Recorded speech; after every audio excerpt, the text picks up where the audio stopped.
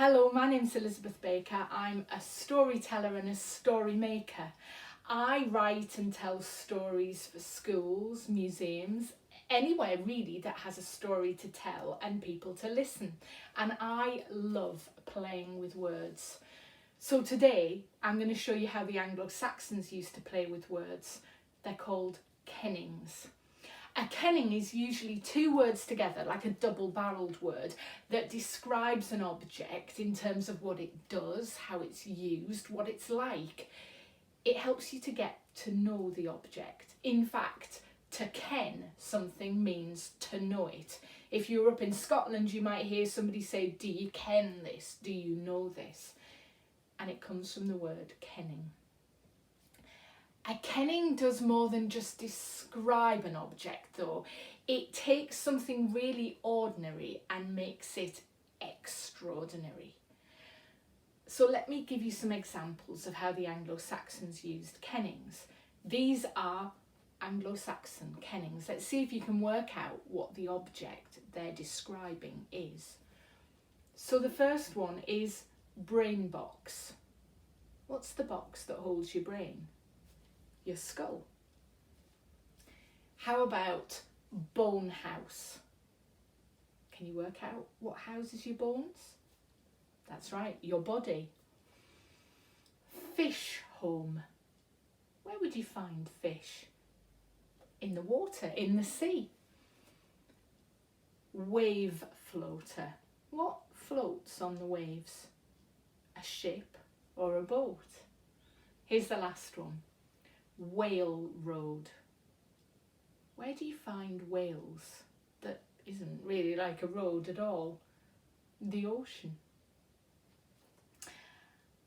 I worked with some year 3 and 4 pupils from St Peter's School in Broughton as part of a project called Museum in Your Classroom, and we created some kennings based on the Anglo-Saxon collection at Kirkleatham Museum.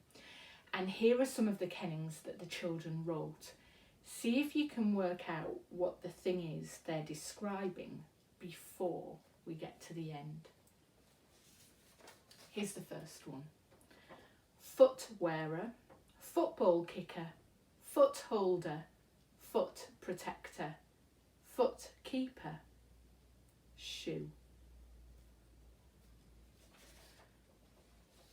Trouser holder, tummy puller, tummy tightener, tummy holder, tummy tucker, tummy squasher, tummy strangler, waist squeezer, belt.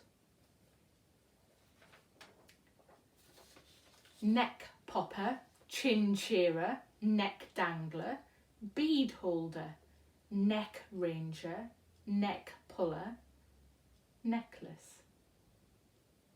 They're clever, aren't they, kennings? And they don't just have to be about Anglo-Saxon things. In fact, we can write kennings about modern things and they're really fun to create. And here are a few I've written. My first one is about a mug of tea. It doesn't have to be a mug of tea. You could do it about a mug of hot chocolate, anything. Have a think about how a mug of tea might make you feel. I love tea. So here's my kenning about a mug of tea. Feet up, slurp and sup, stress breaker, maker, morning rise, closing eyes, mug of tea. My next one is about my dog. Now I should tell you that my puppy is 9 months old and very naughty and very cheeky. So this is my kenning about him. Messmaker, tail chaser, ear scratcher, ball catcher, smell sniffer, nose twitcher, food grabber, tail wagger. How about a phone? What sort of a kenning might we write about a phone? Here's what I thought. Text tapper, friend chatter, music maker, picture taker, web surfing, email working, direction taker, thumb acher. Now it's your turn to try and write some kennings about objects or animals or people in your home. Think of kennings as being a bit like a game of I Spy. You're writing something that describes an object or a person or a thing without saying exactly what it is. So, get all the members of your family together, and first of all, you're going to have a practice.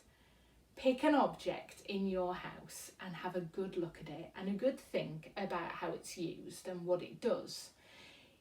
Grab a bit of paper, and each member of the family has to think of 2 double-barreled words to describe it.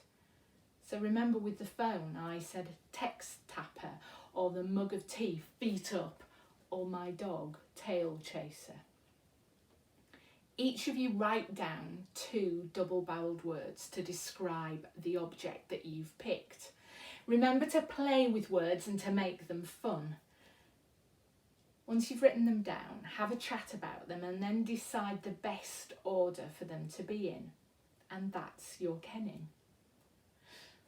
After you've had a practice, then you need to either work on your own or with another member of your family to create a kenning about an object, a person, an animal, anything in your house.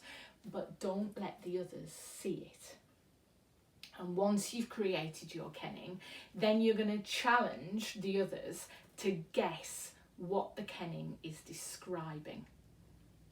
It's a great game. You can play it anywhere and at any time. You might be sat at the table having your tea. You might be in the car. You might be sat in the garden. You might be just in your bedroom. Anywhere you like. Have a think, make a kenning, and challenge somebody else in your house to work out what it is.